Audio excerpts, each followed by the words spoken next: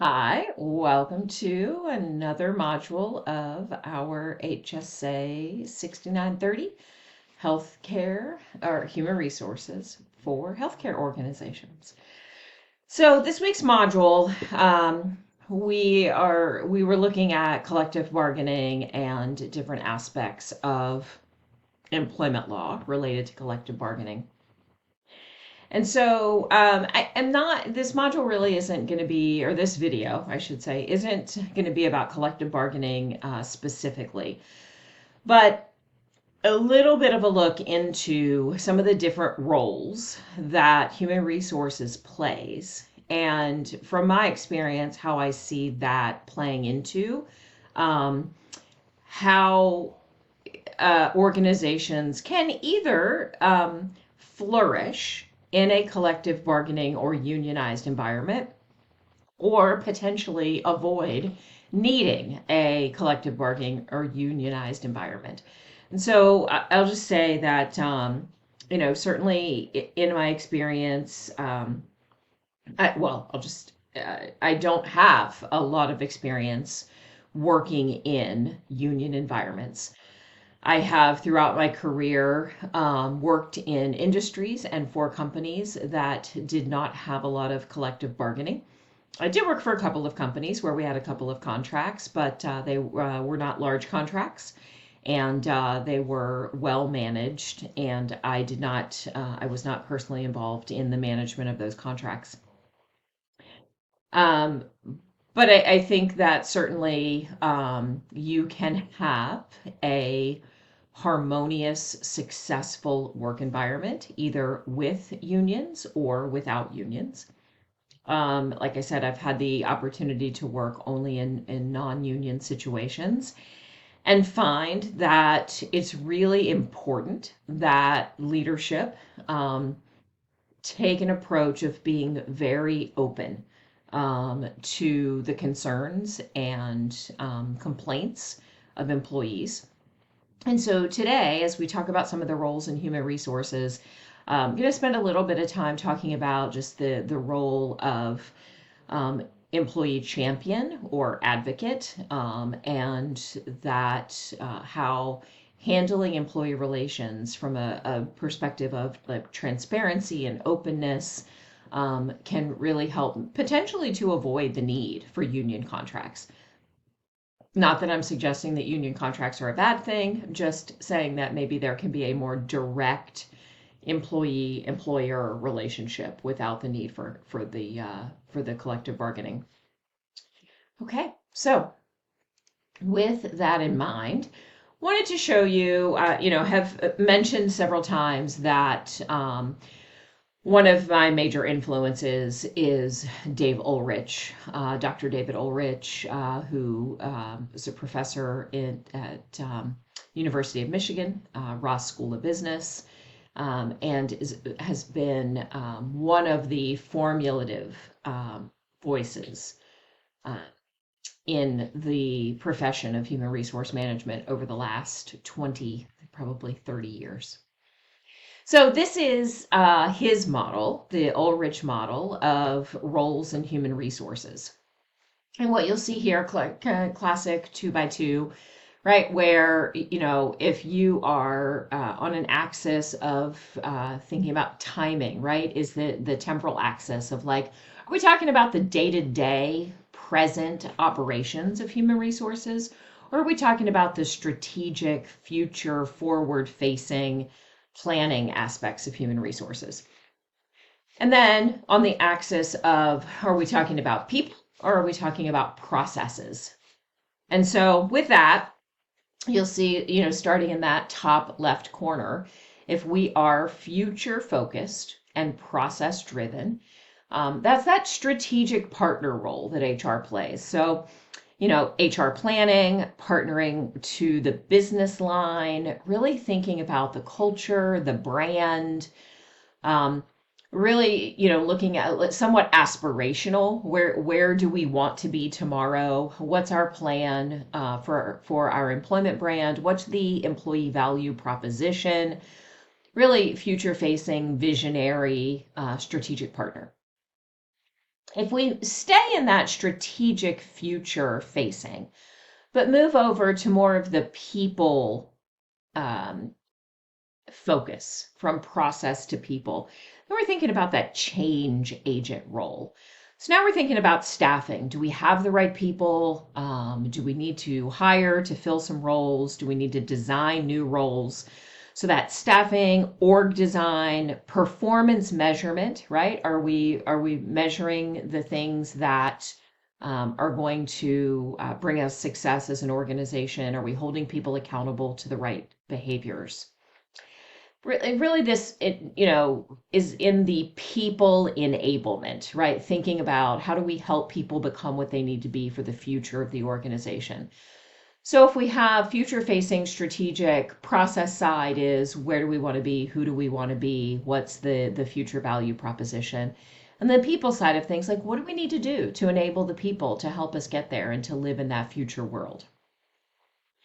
When you think about the day-to-day present operations, right, and you think about process, this is more that administrative expert. We might call it back of the house.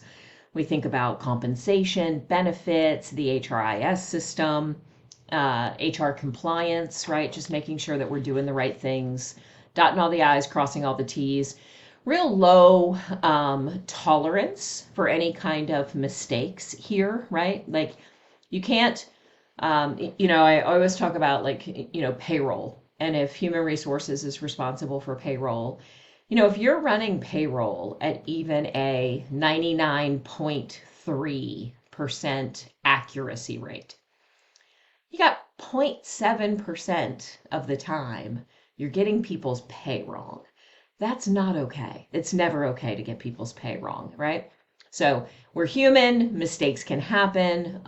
Certainly not that, it can't be fixed.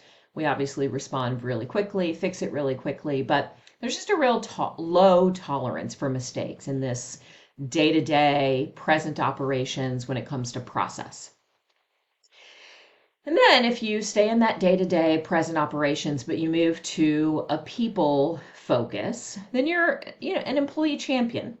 This is where we're thinking about that employee relations, right? Where, safety, workers' comp, diversity, equal opportunity, right? That's really that quadrant where I think in most cases you think about like, do we need collective bargaining? Certainly, you guys did a great job of talking about some of the recent union activity that you found in current events for human resources. And you guys pointed out some really great stuff when you talked about that. Um, so, it can involve some of the other, like, do we have the right staffing levels? Are we getting career growth and opportunity? So it can, there are definitely some issues for collective bargaining that sit in that change agent quadrant. But you really find that a lot of it sits here in this employee champion quadrant, right? And the day-to-day operations related to people, you know, are we answering questions? Are we responding to needs? Do people really know what our plans are? And so when we think, just really thinking about what's the difference between the people side of things and the process side of things. And, we're focusing on people. We want to enable them. We want to empower them. Problems are best solved at the point of friction. And I think that's the reason why I really enjoy working in non-union environments. If there is a point of friction for employees in the environments where I've worked, management can get involved without that union representation, right? We can really like dig in, find out what's going on. I like to say, be the arson investigator, right? If there is turnover, if there are challenges, you're not just investigating or you're not just putting out the fire, you're investigating why the fire happened. And so I like, rather than being a firefighter, I really enjoy being an arson investigator. And sometimes if you have union involvement, it can be more challenging to kind of get to the bottom of like, what are the real problems and how can we fix them? And sometimes union contracts can make it harder to directly fix a problem. I think you guys read in the text that example, right, of where, um, there was a leader who went in, saw that the break room hadn't been updated in a very long time, and so, thought that he'd be doing something really great and, made updates. Only to get a call from the union steward a couple of days later to say, hey, by doing this, you violated some of the agreements that we had in the contract. And so, the leader felt that they had to undo um, the seemingly positive things that they had done. So it seems like a silly example, updating the break room. Maybe that is a trite example, and but I thought that it did a great job of pointing out that, like, sometimes having those union contracts can make it a little bit more difficult to know, exactly how to solve a problem, and it has to be solved in a very specific way. And you might think that you're doing the right thing, it could still be in violation of the contract. So have to be very careful with that. Process, right? Like we talked about payroll and it needing to be right all the time. I think about benefits. When I was an early career HR professional, I had an experience where I was responsible for benefits administration, and I had not added a newborn child to their parents' insurance plan in that 30-day window that you have for open enrollment after a child is born.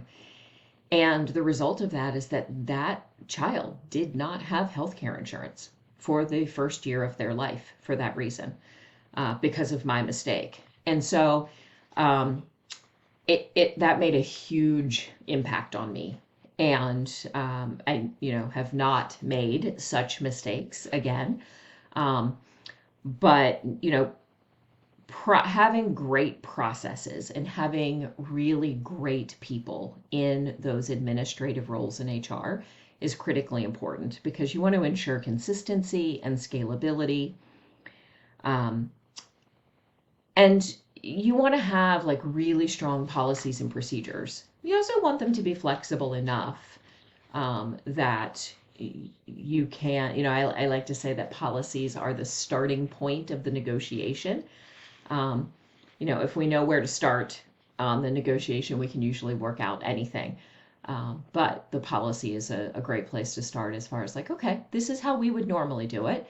Now, what do we need to do in this case to make it work? So I want to chat with you guys about, I think, in this, very specifically, in this employee champion role, or what I like to call employee advocate role. There is an important concept, or I guess analogy, metaphor, that I like to use over the years. So it's the idea that when you work in human resources, and especially in employee relations, you really are walking a tightrope. You'll see here in this picture of this beautiful young woman walking a tightrope, and I'm so scared for her. I don't know what the environment looks like under her feet. But what a brave young woman. And I have used this tightrope analogy for a very long time, right? And I say that, being in HR, and especially being that employee champion, is very much like walking a tightrope, where on one end, you are the company agent. On the other end, the employee advocate. And you have to balance very carefully the difference between those two things. The vantage point in this picture, right, makes it seem like the company agent is higher than the employee advocate. I'll assure you that's just the vantage point of this picture. I probably should have put those words more parallel to each other, because the point that I make here with walking the tightrope is that you have to balance the two. You can't ever lean more to one or the other, or you will lose your footing, you will lose your balance. So as an HR professional, right, you have to be able to fulfill your role as a company agent, right? You are the keeper of policies. You are the keeper of compliance. It is important that you, as the professional responsible for human resources, that you follow the policies, and that you keep compliance, and that you watch out for the bottom line of the company, right? You can't, spend resources that the company doesn't have to spend, right? So you have to be concerned about the best interest of the organization. And additionally, at the same time, with the same amount of commitment, you're the employee advocate, looking out for the individual employee in an individual situation. And so, how do you best serve the need of that employee while continuing to serve the need of the company? And I will say this is probably one of the all-time biggest challenges that an HR professional faces, is this tightrope walk. And I know there are a lot of people who think that there are a few HR folks who do it well. You will often hear employees say, well, there's no point in talking to HR, they'll just take the manager's side. And those are situations where, when that happens, when you might, when an organization may be better off with some union contracts, right, with that collective bargaining. If the employee does not feel and genuinely see that they can have an advocate in the HR team or in their manager, right, in the company's leadership, then they may feel that they need to have an advocate from a third party, from a union, from a collective bargaining agreement. And so this is, where those decisions, get made in the action, right? Culture is built one interaction at a time. HR plays into the building of that culture in exactly this tightrope walk, right? To what degree are they able to balance being an employee advocate and a company agent?